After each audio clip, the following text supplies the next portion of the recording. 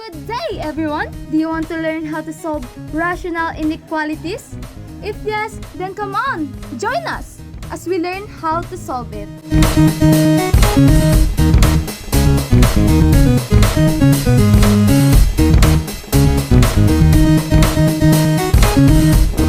So I have here an example of rational inequality.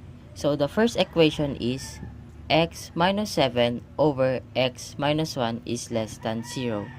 So the first thing we'll do is to equate the numerator. So we'll have x minus 7 equals 0. We'll just transpose 7 to the right side. So we'll have x equals positive 7. Same thing as the denominator. So now we'll illustrate the number line. Now we'll identify if 1 is included or not included. So 1 is not included and 7 is not included. So now we'll divide the number line into 3 parts. We have the left region, between region, right region. So we'll start at the left region. So we'll use 0. So we'll have 0 minus 7 over 0 minus 1 is less than 0. So now we'll divide negative 7 over negative 1 is less than 0. So we'll have positive 7 is less than 0. So it is not true. So now in the between region, we will use 2. So we'll have 2 plus 7 over 2 minus 7 is less than 0. So we'll have negative 5 over 1 is less than 0. So we'll have negative 5 is less than 0. So it is true. So for the right side, we'll use 8. So we'll have 8 minus 7 over 8 minus 1 is less than 0. So we just minus 8 and 7, so we'll have 1. Same thing as the denominator. So we'll have 1 over 7 is less than 0. So it is not true. So now, since we're done solving the value, it's time for us to know the solution set. So we'll have 1 and 7. Because 1 and 7 is not included. That's why we use close and open parentheses. That's all for this equation. The next equation we have is x plus 3 over x minus 2 less than or equal to 0. So what is the next step that we will do again? Correct. We need to equate both numerator and denominator to 0. So for the denominator, we have x minus 2 equals to 0. Let's transpose 2 to the right side and we will have 2. Correct. Let's do the same thing to the numerator and we will have x plus 3 equals to 0. And transpose and we will have negative 3. Correct. And this is our what? Our test points. And now, we will put it on a number line. Correct. Now that we put it on the number line, the next thing that we will do is identify whether the test points are included or not included to our solution. So for the negative 3, is negative 3 less than or equal to 0? Very good. Negative 3 is less than or equal to 0, so that means that negative 3 is included to our solution. So let's shade it.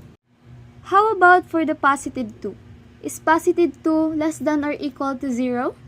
Very good. The answer is no. So that means that positive 2 is not included to our solution. So let's not shade it. So now we will test the left side, between, and the right side of every region. So let's start in the left side. Again, we will find the closest value to the negative 3. So what number is close to negative 3? Correct. Negative 4. So that means that we will substitute negative 4 to our inequality. And that will look like this. Negative 4 plus 3 over negative 4 minus 2 less than or equal to 0. So let's simplify this and we will have negative 1 over negative 6. Simplify and we will have positive 1 over 6 less than or equal to 0. Now the question, is 1 over 6 less than or equal to 0? Right. 1 over 6 is not less than or equal to 0. So that means that this region is not true. Very good. So let's mark an X above it. Next is we will test between -3 and +2. To make it easier, we will use 0. So let's substitute 0 to our inequalities. Can you read this? Very good! 0 plus 3 over 0 minus 2 less than or equal to 0. Simplify it and we will have, correct, 3 over -2. Now the question again is 3 over -2 less than or equal to 0? You are right. 3 over -2 equals less than or equal to 0 is correct. So that means that this region is part of our solution. And this is true. So let's mark check above it. Now for the right side. What number we will use? Correct. We will use 3 because it is close to +2. So let's substitute it to our inequality and we will have 3 plus 3 over 3 minus 2 less than or equal to 0. Now, what is 3 plus 3? Correct. It is Christmas tree. Just kidding. So 3 plus 3 is equal to 6. And how about 3 minus 2? Correct. The answer is 1. So now, 6 divided by 1. It is 6. So our final answer is 6. The question again is 6 less than or equal to 0? Very good. The answer is no, because 6 is greater than 0. So that means that this region is not true. This is not included to our solution. So let's mark X above it.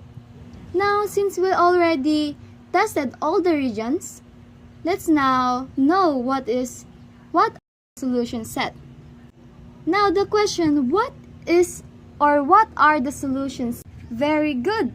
So our solution set is from -3 to, and then we will put open bracket to the left side because -3 is included to our solution.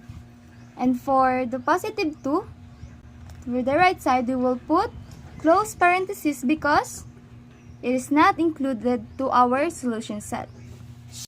Now, I have here another set of equations for you to solve. So, please feel free to pause the video for you to have time to solve this equation.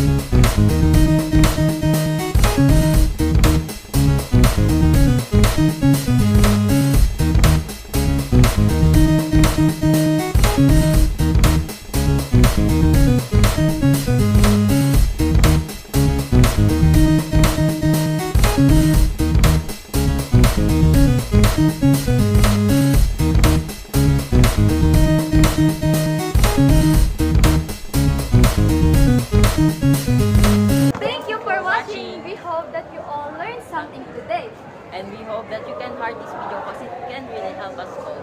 Goodbye! Bye!